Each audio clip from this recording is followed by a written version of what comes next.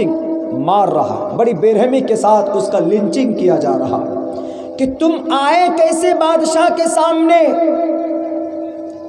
उसकी माँ आई कि मोती सिंह मैं माफ़ी मांगती हूँ, मेरे घर में यही एक मेरा बेटा है, अगर ये मर जाएगा तो हमारा घर का कोई भी देखभाल करने वाला नहीं। उसकी बीवी आई, उसके बच्चे आए, तब भी नहीं रहम किया।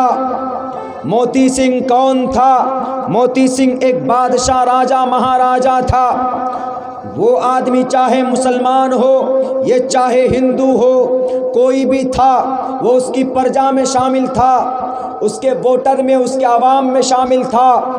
वो राजा सिर्फ मुसलमानों का, हिंदुओं का नहीं था, बल्कि उनको ये भी सोचना था कि मैं मुसलमान का भी राजा हूँ। जैसे आपके इस कस्बा विधान सभा में आपका एमएलए कोई भी हो, आपने किसी और पार्टी को, अगर आपने आरजेडी को वोट दिया, अगर कांग्रेस का एमएलए यहाँ से जीत जाता है तो वो जीतने के बाद आपने भले ही कांग्रेस के उस एमएलए को वोट न दिया हो, जीता है कांग्रेस वाला, आपने अगर आरजेडी को वोट दिया है तो जीतने के बाद वो सबका एमएलए बनता है। फिर जो वोट दे उसका भी, जो हिंदू दे उसका भी, मुसलमान दे उसका भी, सबका। ये भूत निकाल दो कुर्सी पर बैठने वालों कि हमारे वर्कर ही हमारे सब कुछ हैं। जब आप जीत जाते हैं, कुर्सी पर बैठते हैं, तो it's your great responsibility, equality before law.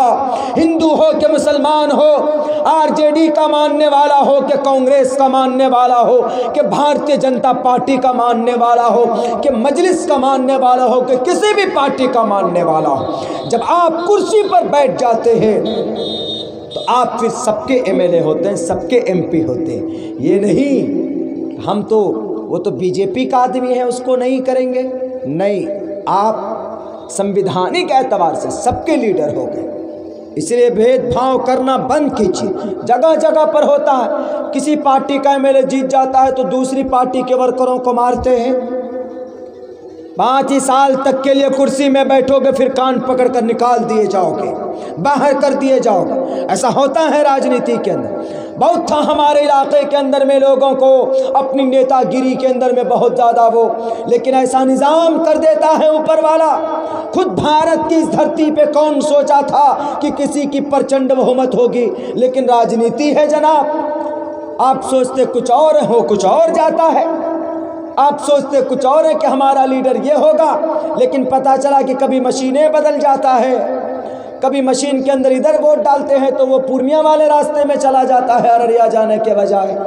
ऐसी ऐसी सेटिंग हो जाती तो राजनीति का कोई वो नहीं। बैरक है, जो भी हो इक़्तिदार में आता है उसको सबको लेकर साथ में चलना चाहिए। भारतीय जनता पार्टी जीती तो क्या वो कांग्रेस के वर्कर के नेता नहीं, वो पीएम नहीं है, वो सबके पीएम। हमारे माननीय पीएम साहब क्या मुसलमानों के पीएम नहीं? मुसलमानों के भी पीएम, वो दलितों के भी पीएम है। अगर कोई आलिम आदमी, मौलाना आदमी पीएम बन जाए भारत का, तो क्या वो हिंदुओं का पीएम नहीं होगा? हिंदुओं का भी पीएम होगा। संविधान एज ए कॉन्स्टिट्यूशन। तो ऐसे मोती सिंह भूल गया, उसने सोचा कि नहीं ये तो मुसलमान है, इसको मारो, इसकी लिंचिंग करो। इतना मारा, बेहोश कर दिया। 2-3 दिन के बाद वो बेचारा गरीब अपना बोरिया बिस्तर बांध कर उस स्टेट से चला गया दूसरे स्टेट में। ये जुल्म था। गुनाह क्या था उसका? He was only Muslim person and he had beard. दाढ़ी थी उसकी, सर पे टोपी थी, नमाज पढ़ रहा था, बस इतना गुनाह था। And he met the abuser, वजू बनाकर, and he was preparing to offer सलाह, फजर सलाह, फजर की नमाज की तैयारी कर रहा था। मेरे हिंदू भाइयों, अगर नमाज पढ़ना पाप था, वजू करना पाप था, तो पूछिए श्री रामचंद्र जी मर्यादा पुरुषोत्तम से कि अगर नमाज पढ़ना, साष्टांग करना पाप है, श्री रामचंद्र जी अगर पाप है तो क्यों आपने रामायण के अंदर लिखवाया प्रथमादारका जीववादियोदियन मुझियते तृतीयानन को डला कार्य चतुर्थदेव चंद्र का पंचम बिंदु संयुक्ता। श्री हनुमान ने कहा था ना आपसे कि Shri Ramchandra ji I am your servant, मैं आपका नौकर हूँ, but I want to pray to God, मैं अल्लाह की ईश्वर की भक्ति करना चाहता हूँ, तो हाउ कैन आई प्रे, कैसे इबादत करूँ? तो आपने बताया था ना प्रथमादारका, सीधे खड़े हो जाओ, दियोदियन मुझियते दूसरे नंबर पर झुक जाओ, तृतीयानन को डलाकार तीसरे नंबर पर कुंडी मार कर बैठो, चतुर्थदेव चंद्र का चौथे नंबर पर अक्लमंद आदमी की तरह बैठो, उसके बाद फिर तशहुद पढ़ो, उसके बाद सुकून के साथ पंचम बिंदु संयुक्ता सलाम फेरो अमन और शांति के साथ। मुसलमान नमाज में क्या करता? सीधा खड़ा होता है, रुकू करता है, कुंडली मार कर बैठता है और आखिर के अंदर सलाम फेर कर अपनी नमाज को ख़त्म करता है। अगर ये अमल गुनाह है तो श्री रामचंद्र जी से पूछा जाए, हनुमान ने जब पूछा था क्यों बताया ये तरीक़ा उनको, श्री हनुमान जी को पूछते उनसे मोती सिंह से कि आपने जुल्म ज़्यादती क्यों की? पता इससे ये चलता है कि यू आर इलिटरेट, नहीं जानते, जाहिल था वो मोती सिंह। बैर कैफ वो बेचारा चला गया। जब से वो गया वो गरीब आदमी, उसके पेट में दर्द शुरू हो गए, उसके पेट में सीने में दर्द शुरू हो गए। मेरे हिंदू भाइयों, किसके? मोती सिंह के।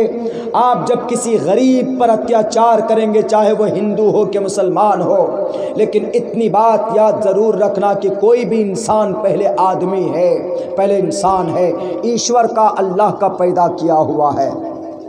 धर्म दुनिया के अंदर इबादत करने के तरीक़े को बोलते हैं कि धर्म और मेथड। यहाँ आपने कहा कि ये हिंदू है, ये मुसलमान है।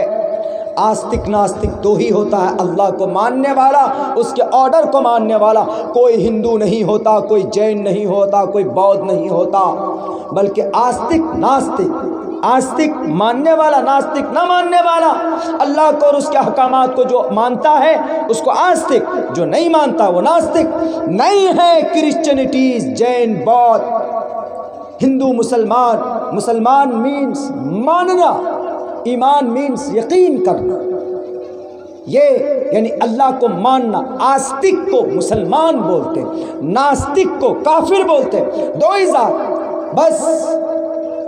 इसीलिए किसी भी इंसान को मारने से पहले एक बात सोच लेना, किसी भी आदमी को, टोपी या दाढ़ी वाले को, या गेरुए रंग का कपड़ा पहनने वाले को, या माथे में तिलक लगाने वाले के ऊपर हाथ उठाने से पहले दुनिया के जालिमों एक बात याद रखना कि इनको मारने से पहले ये सोचना कि ये मुसलमान और हिंदू बाद में, पहले ये लिंक है इसका अल्लाह से है, ये अल्लाह का एक बंदा, ये ईश्वर का एक मखलूक है। इसको ये ऐसे पैदा नहीं हो गया, ऐसे उत्पन्न हो गया, बल्कि ईश्वर क्रिएटेड देम, पूरी दुनिया के अंदर पैदा किया। उसको मारा बड़ी बेरहमी से, वो बंदा चला गया, उसके सीने में दर्द शुरू हो गया। किनके? मोती सिंह के। अब मोती सिंह परेशान, क्या करें क्या करें। सारे हकीमों को बुलाया, हकीम लोग आजिज़ आ गए कि बीमारी पता ही नहीं चल रही है। उसके बाद फिर हुआ क्या? उसके बाद एक बहुत बड़े हकीम थे दिल्ली के अंदर, उस हकीम को बुलाया जाता। इत्तेफाक से उस हकीम का नाम क्या है? उस हकीम का नाम था हकीम महमूद ख़ान।